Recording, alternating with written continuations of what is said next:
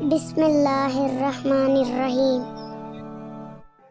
ایک مرتبہ حضرت حسن اور حضرت حسین علیہ السلام تختی پر لکھ رہے تھے۔ حضرت حسن نے فرمایا، میری لکھائی زیادہ خوبصورت ہے۔ حضرت حسین نے فرمایا، نہیں، میری لکھائی زیادہ خوبصورت ہے۔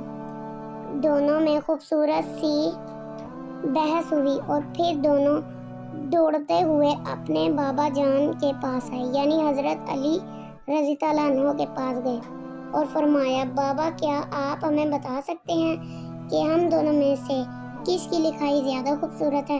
حضرت علی نے جب دیکھا تو دونوں کی لکھائی خوبصورت تھی۔ حضرت علی کسی کا بھی دل نہیں دکھانا چاہتے تھے۔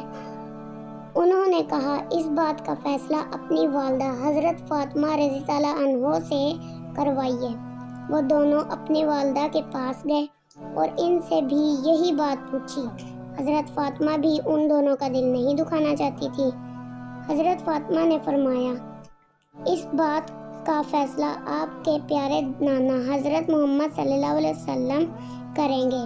سب آپ صلی اللہ علیہ وسلم کے پاس پہنچے اور آپ صلی اللہ علیہ وسلم سے بھی یہی پوچھا۔